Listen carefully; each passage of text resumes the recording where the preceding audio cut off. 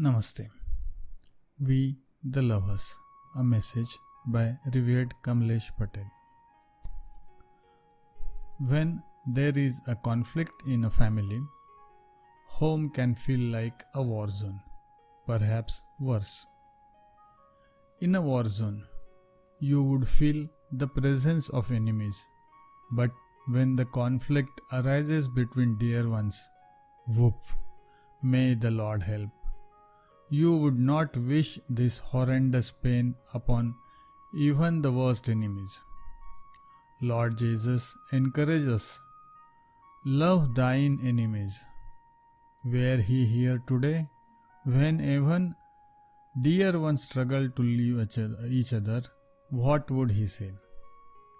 The Master undergoes great pain seeing his loved ones engaged in conflict, despite his working for each individual's growth as well as the growth of the system, so that the world can also experience the heavenly gift of Pranahuti through our efforts. At any cost, we must resolve this problem. The earlier, the better. If we fail, the Master remains a helpless victim, seeing the disciple rejected by nature. Master is not the one who does this ugly job of rejecting anyone. We disconnect ourselves due to trivial matters, and with great pain and reluctance, he resigns the responsibility. When conflict arises in a relationship, each person tends to blame the other. Even while you are listening to me, you may be thinking, "It is not my fault, so and so is responsible." This sentiment is quite understandable, since our ego is so strong and so tricky enough to fool even the most advanced devotee. However, it would be much better to imagine being in the other person's situation, the person whom you blame. Such oft-repeated episodes of mutual blame do not facilitate spiritual growth, but in fact have the opposite effect. Since the individual is deliberate in his actions, Master remains a helpless spectator. Serving the Great Master, our beloved. The first and foremost requirement is to live by the 10 maxims without exception. To follow these maxims in both word and spirit is mandatory for all disciples, even though we share them later with new seekers.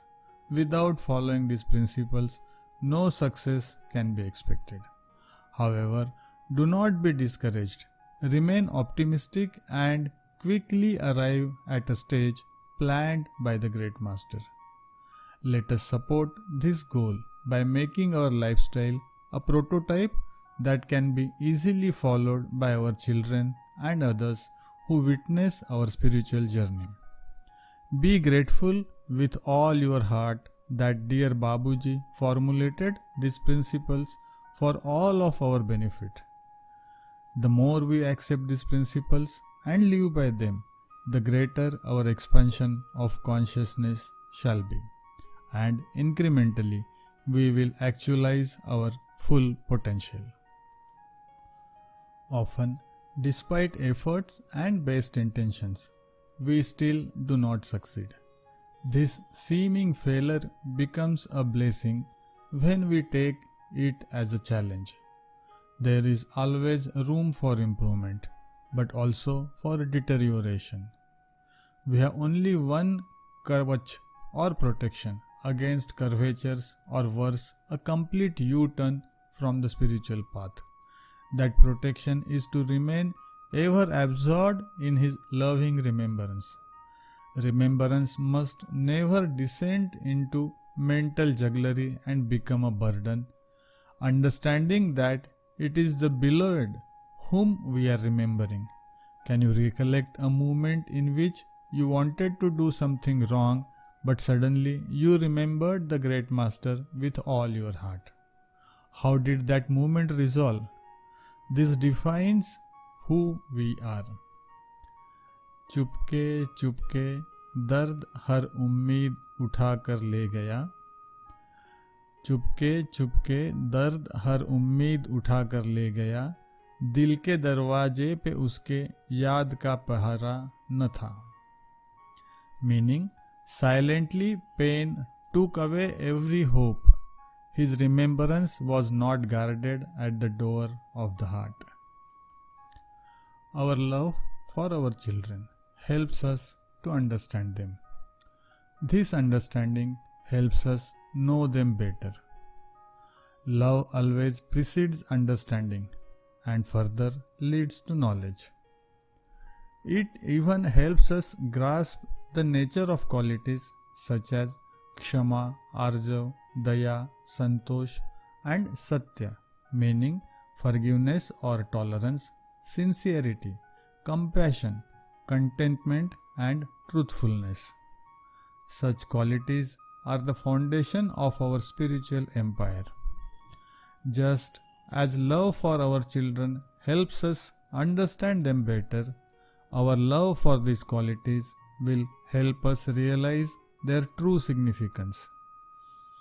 To understand these qualities, start by holding them in high esteem.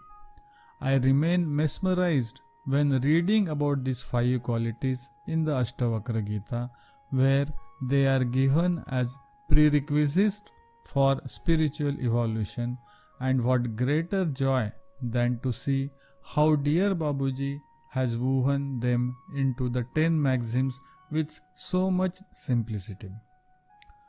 Do not argue, for whenever you do, you tear apart the essence. Truth is lost in arguments. During spiritual assemblies, especially, one should strictly avoid the inclination to prove one's point of view. If you truly are a lover, you will never fight to the extent that love itself is destroyed. Are we the lovers? If not of each other, at least of the one who loves all. I think most of us will agree that, yes, we all love our Master. Let us make this sentiment dynamic and a way of life. The way to realize God is simple. Avoid using a crane to lift a small needle. Lovers cannot handle complexity. They abide in simplicity, and in simplicity lies perfection. What is meant by animal man, human and divine Purusha? A divine Purusha is one in whom there is simplicity and perfection, in whom dwells divinity that remains unmasked, and in whom selfishness, whether for individual welfare or for one's own family and grandchildren, is totally non-existent. If the self is transcended, how can there be selfishness? If selfishness of any sort still prevails and confuses the person, take it for granted that they have yet to start their spiritual journey. Arriving at a stage of Prabhu, one becomes Divine Purusha. Divine Purusha is one who has allowed oneself to be totally engulfed by divinity. So, the disciple must abandon all selfishness, all selfish compulsions from the heart. A heart lacking selfishness becomes a worthy instrument in the hands of the Almighty. In such a heart, divine impulses arise in place of selfish instincts. The Almighty, the Great Master, works through us and experiences through us. A selfless heart thus becomes the perfect instrument. In the beginning, these priceless moments of selflessness are sporadic, but gradually they occur more often when we remain busy with AEIOU, that is my acronym for acquiring the condition, enlivening the condition, imbibing the condition, becoming one with it, and finally being united with the condition. A time comes when the frequency and duration of these movements multiplies to such an extent that selflessness becomes our primary nature. Grandeur. What is grandeur or dignity in a seeker of God? It is perhaps most easily understood by contrasting it with its opposite. First, imagine a married couple who honor and respect one another, a praiseworthy situation. Now, imagine a day when the husband publicizes certain traits of his wife. This act of dishonor by the husband, this destruction of sanctity, displays his lack of dignity or grandeur. The grandeur of being a disciple of the chain of elders overseeing the great tradition of Sahaj Marg that is connected with the ultimate is no small thing. Imagine the level of responsibility each disciple has on account of this pious connection, where the elders assume total responsibility for insignificant beings like us. Let us, at the least, maintain our grandeur with a demeanor that reflects the nature of that pious connection. First, let us learn not to criticize our brothers and sisters who are still learning the most basic lessons of the spiritual path. Let us not be vocal with relentless sarcasm. Let us refrain from unforgivable gossip. In essence, we should keep our lips sealed and our hearts open. Now, imagine how much more is required from a disciple towards the elders of this tradition. Instead, however, some of us are relentless, putting the guide under the microscope for all their life. I would not infringe upon your freedom to waste your time in this manner. The elders will also remain mere spectators, witnessing one more ship falling into the bottomless valley. They are not so arrogant as to punish us when we think of them with even slight aversion. But at that moment, observe what happens to your inner lightness. Don't claim that you are not sensitive enough to feel it. Why am I mentioning grandeur again and again? The grandeur in restraining oneself from verbally crucifying one of our own. It is because on this grandeur hinges the spiritual connection and hence the spiritual destiny with the great master. The moment I become indignant, I instantly lose that connection. Does the great master have the heart to disconnect his loved ones? It is we ourselves who design our own destinies with our own attitudes, not only with the elders but also with the whole of existence. By being mutually generous with love and respect toward one another, we express our most esteemed reverence toward the great master and the very tradition, the Sahaj Marg Paddhati. To do otherwise is to insult the great master. Under such a scenario, nature, the giver of everything, sees my flaws and holds me back until I master my tendencies. How then can I expect even salvation, let alone liberation or merger? We, the Sahaj Margis, must rise above all discord and begin to honor our differences. By honoring differences, we express our respect. The Spartan spirit, so necessary on the spiritual path, does not mean devouring the other. Rather, it means devouring one's own arrogance. Pathfinders cannot afford to lose this Spartan spirit. What is required is to correct thinking and right understanding. To know the other's viewpoint and respect it, in spite of all differences, requires understanding. Once we understand, we will surely know the other. But to react and dash off critical emails with litanies of complaints is behavior that is not worthy of a disciple. What becomes of our law and spirit when we complain? Do not expect anything like growth in your social status, financial strength, or superb health just because you are treading upon the spiritual path. Some inconveniences or miseries are always present and are to be taken as blessings. But what do? We insult the great master and call him all kinds of names in unspoken silence. Acceptance demands generosity of heart. The bigger the heart, the greater a person's spirit.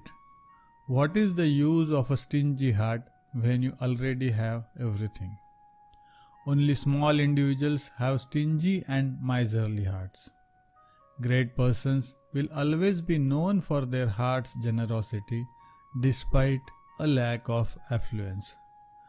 Lalaji did not even wink his eyes in the face of so much suffering all through his life.